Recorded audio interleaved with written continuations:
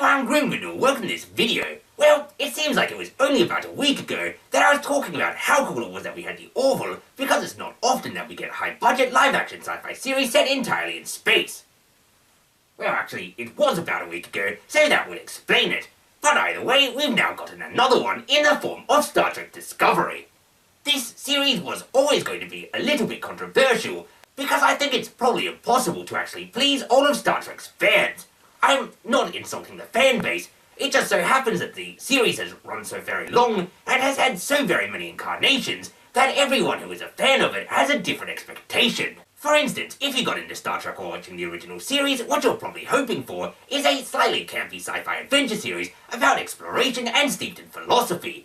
But if you join while watching the J.J. Abrams film, chances are you're hoping for action, explosions and excitement. And if you join while watching any of the series between the original series and the J.J. Abrams film, it's a healthy mixture of both, more leading on to the philosophy and adventure side, but it does have action towards the end of the seasons usually, so it is a good mixture.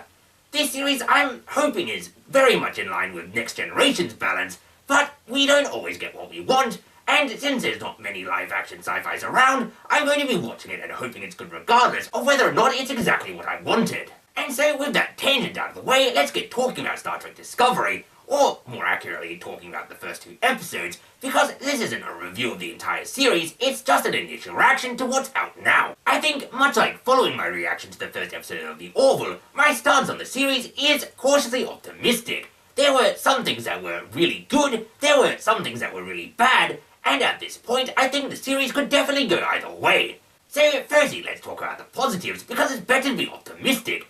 And this series does, don't get me wrong, have some positives. It did do some things pretty darn well. So to begin with, I really enjoyed seeing so much of the Klingons and their culture. It was something I enjoyed immensely in The Next Generation, and since this series seems to be about the human-Klingon war that predated the original series, you couldn't really do it right without explaining who the Klingons were and exploring their motives. I thought it was an especially strong point to the series' dedication that they talked in Klingon during their entire scenes, and some of the scenes were quite long, so it's good that they didn't cave to people that don't want to read subtitles or don't want to hear alien language.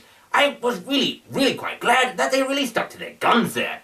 And it was cool to see that this series is paying close attention to the previously established Klingon culture to do with burial rituals, the reason they fight, and their belief in the afterlife. So that was all a really big thumbs up, and I hope they keep that up throughout the series. The second major positive of the series is that it didn't immediately go into a battle. There was a long discussion about the pros and cons of going into a battle, and about the ramifications it would cause, and that's really a refreshing breath of air following the J.J. Abrams series that was basically a sci-fi action show, because Star Trek has always been, to me, as I said, it is a different thing to a different people, but for me diplomacy was always a big part of the series, so it was cool to see that exercise. And thirdly, the sets, effects and wardrobe were all very good. I wasn't really a big fan of the new look of the Klingons, but I haven't been a fan of how the Klingons look since Next Generation, and they looked rather silly in the original series anyway, so you get what you get.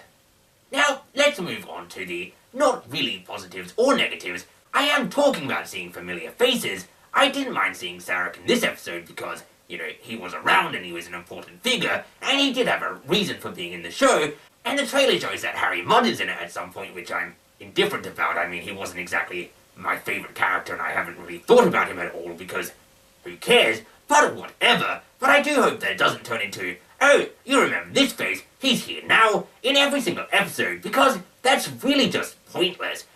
It's a big universe, and I feel like there's other character stories we could probably hear. I definitely enjoyed the way it was implemented in these first 2 episodes, but depending on how it continues, it could definitely get tiresome. And now let's get down to the negatives. Firstly, I'm not a big fan of the main character. It feels sort of like she's a dollar store Spock, and as I just finished saying, we don't need to hear stories that we've already heard. We don't need to have characters that we've basically had explained again.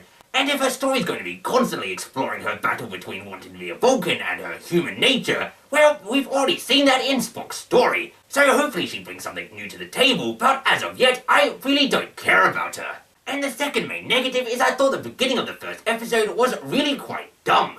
It has the main character and her captain stuck in a desert, and they mention that the ship can't see them because of how bad the storm is, and so the captain's solution, which works for some reason, is to walk around in the shape of the Federation logo, and so their footprints in the desert sand makes the Federation logo, which the ship sees from space and picks them up. Are you kidding me? Are you telling me that two humans walking around couldn't be seen, but people's footprints in desert sand during a storm could? I don't really believe that the shape of the Federation logo would be easier to see in a desert, and I don't really believe that the sand would have just blown away. I thought this was a really bad start to the series, and it made me pretty worried that the writing was going to be bad. It luckily picked up straight after this and got quite a lot better, but it was definitely a foreboding beginning.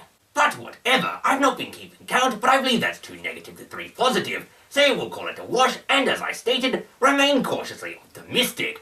It could really go either way at this point, and I really hope it goes well, because I love Star Trek, and I would love another great Star Trek series. But we'll just have to watch and find out. And until then, and until next time, thanks for watching this, and I have been and still am Grindle. Oh, and I'm also not a big fan of the opening credits. It looked like they were trying to be Westworld or James Bond or something. Give me a ship flying through space. This is Star Trek, it's not James Bond. Now, I swear I'm done.